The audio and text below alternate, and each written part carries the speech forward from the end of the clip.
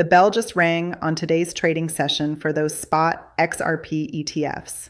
Right now, we've got 4 major names throwing their hats in the ring: Bitwise, Franklin Templeton, Canary, and Gayscale. And Franklin Templeton and Gayscale just kicked off their offerings today. I'm about to walk you through what's actually happening with these numbers, where things might be headed, and all the latest buzz surrounding this whole situation. So check this out. Franklin Templeton's official account on X dropped something that caught my attention. Blockchain innovation is driving fast-growing businesses. The digital asset tokens like XRP serve as a powerful incentive mechanisms that help bootstrap decentralized networks and align stakeholder interest, said Roger. Based on head of digital assets at Franklin Templeton Global within a diversified digital portfolio, we view XRP as a foundational building block. Hold on a minute. You're looking at a financial powerhouse managing $1.7 trillion in assets. And they're out here publicly saying XRP is foundational, calling it a building block. That's wild when you really think about it. That's music to my ears. XRPZ provides regulated custody, daily transparency, and liquidity without the operational complexity of holding the token directly. Now feast your eyes on the Monday close. So Bitwise XRP crushed it with 36 million. I mean, seriously, Bitwise just walked in and showed everyone how it's done. Franklin Templeton snagged 23 million, Canary locked down 18 million, and Gayscale rounded things out with 6 million. Tally it all together and you're staring at $85,756,000 in total volume across these 4 spot ETFs. That number is legitimately bonkers. And there are additional ETFs queued up and ready to launch. We're talking potential triple-digit millions in daily volume before you know it. Someone crunched the numbers, and here's what it looks like. Used today average up to 7 funds, 20 million per average, 140 million per day, 700 million per week. Keeping in mind this operates on a 5-day schedule, traditional market hours, not the 247 madness of crypto trading. Break that down further, and you've got $700 million every week, $2.8 billion rolling in monthly, with a staggering $33.6 billion annually. This right here is the missing piece we've been waiting for. Proper institutional firepower entering the XRP space. Sure, big money wallets have splashed around before, but that Wall Street capital that's been sitting on the sidelines. Not anymore, though. The floodgates are opening, and it feels absolutely electric. Chad just laid out something that'll make your head spin. These scenarios keep returning the same answer in less than 1 year. The combined ETFs will drain the entire circulating supply of XRP on a conservative level. We just need 1 year, and it's gone aggressive. BlackRock SK enters along with every other asset manager, and XRP has gone in less than 6 months. There's only one answer that changes this. The price of XRP must be extremely high. If that statement didn't stop you in your tracks, you might want to read it again. The vibe shift happening right now is palpable. Here's another data point. Approximately 30 to 40 million in XRP could be acquired for the funds. The trading activity we're witnessing is off the charts, and apparently things are getting spicy in Korea. Korea is FOMOing. Now look at these fresh numbers rolling in. Bitwise 1 hour ago of 15.12%. Heavy hitters with deep pockets are jumping in as I'm speaking to you. Bitwise XRP ETF busts through 1 million share volume within an hour and a half left to trade. The buying pressure is going absolutely ballistic across the board. And here's why that matters. Every single one of these massive financial institutions comes with its own distribution machine. They've got entire sales teams and partner firms laser focused on getting their ETF products in front of investors. And Franklin Templeton, try wrapping your head around this. They're operating out of roughly 13,000 offices. That footprint is legitimately staggering. Okay, time to switch things up and step away from ETF territory for a bit. I've got some video clips sitting here that I'm dying to break down with you. Up first, we've got Charles Hoskinson. Yeah, the Cardano founder himself. And he's diving into the Clarity Act. Here's what caught my attention. He's giving major props to Brad Garlinghouse, saying he was basically in beast mode working to get the Clarity Act done and dusted. Take a listen to this.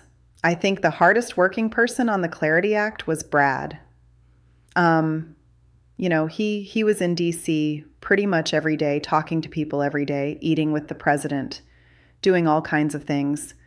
I keep running into him. I say, we're talking about Bob Garlinghouse, correct? For clarity. Yes, that's correct. He's one of the hardest working guys. Look, this dude is an absolute machine. No joke. So Yoshi Takato is over in Japan having a sit down with Scott Bessent, who's literally the Treasury Secretary of the United States. And what's on the table? The future of finance and Ripple front and center. Now here's what you need to remember. Brad Garlinghouse flat out told us that XRP is baked into absolutely everything Ripple touches. Now watch how wild this gets. The U.S. Treasury Secretary jets over to the U.K. for meetings with their finance crew and ministers. Rachel Reeves. Yeah, that's the one. This all went down at Downing Street and boom, Ripple's got a seat at that table. Fast forward a bit and Scott Bessent's now in Japan, chopping it up with Yoshi Takato from SBI and the topic, you guessed it, Ripple. I mean, come on, the dots are basically connecting themselves at this point, right? Crypto Airy grabbed all this footage and packaged it up. She totally knocked it out of the park with that one. Okay, so up next we've got Paul Barron breaking down XRP as a battle-tested blockchain. Listen to this.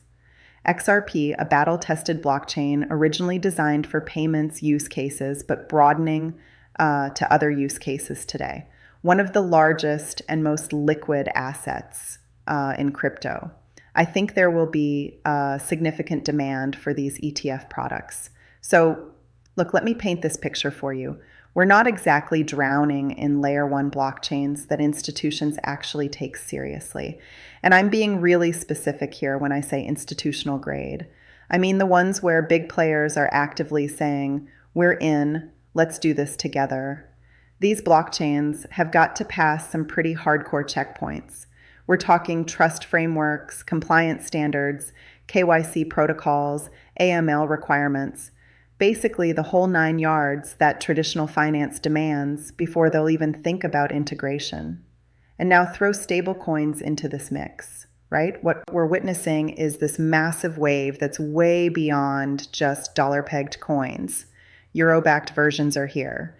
Yen-backed ones are rolling out. Pound sterling versions are in the works. Brazilian real editions are getting prepped. I think you can connect the dots on where this whole thing's heading. Every one of these stable coins can exist and zip around freely on the XRP ledger. And financial institutions can create their own branded stable coins living entirely within XRP's infrastructure. Then boom, they can flip that stable coin into any other stable coin, digital currency, tangible asset, tokenized instrument, basically anything sitting on that ledger. This mechanism right here, that's your rocket fuel for XRP's valuation moving forward. All right, so check out this next piece. Cody Carbone says more U.S. states are preparing to allow tax payments in XRP. Now that definitely made me sit up and pay attention. Take a listen to see this at the state level as well. I mean, we've already talked about the municipal bonds in New Hampshire. I think you're going to see more states start to replicate this. Can you pay your state and local taxes through Bitcoin, through XRP, through Ethereum? I think this is going to be, it's a copycat government system. Well, it'll be huge. Okay, so, all right, they're going to let you pay your taxes with crypto. Wild, right? But honestly, I'm struggling to picture massive crowds lining up for this opportunity. I mean, think about it. Unless your crypto portfolio just went absolutely bananas and you're basically swimming in digital coins, would you really want to hand it over to the IRS? Maybe someone out there would, but not me. When tax season rolls around, I'm reaching for those plain old US dollars. My XRP is staying exactly where it is. Thank you very much. Now here's the real story buried underneath all this.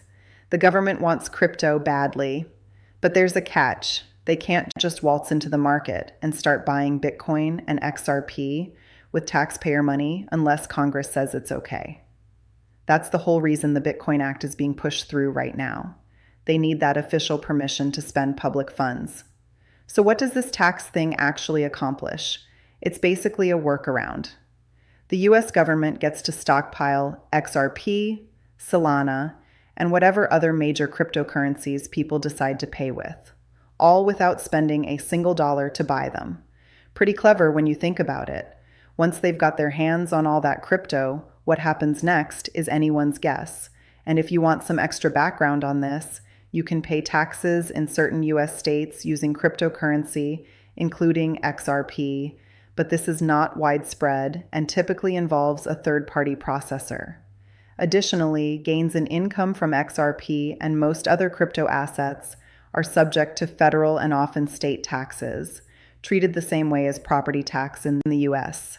Colorado accepts cryptocurrency for state tax payments through PayPal's Crypto Hub, allowing taxpayers to select their desired crypto for payment, including Bitcoin, Ethereum, potentially XRP.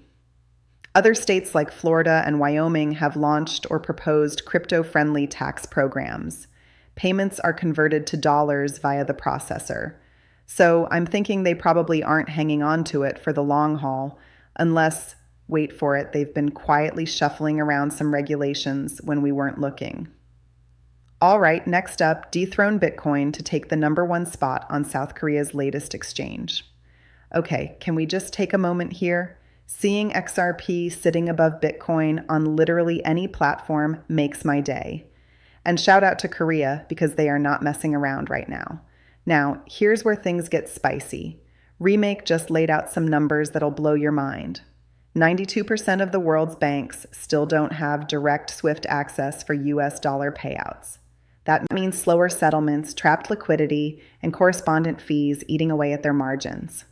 US dollar stablecoins are not just cheaper and faster. They're often the only reliable way to move US dollars internationally. So picture this, we're riding this giant digital wave right now. And XRP isn't just along for the ride, it's steering the ship. And Ripple, they're basically the engine room powering this whole transformation. Okay, folks, that's going to do it for today. Super glad you stuck around for this one. If you got something out of this, hit that like button. You know the drill. Pass it along to anyone who needs to hear this stuff.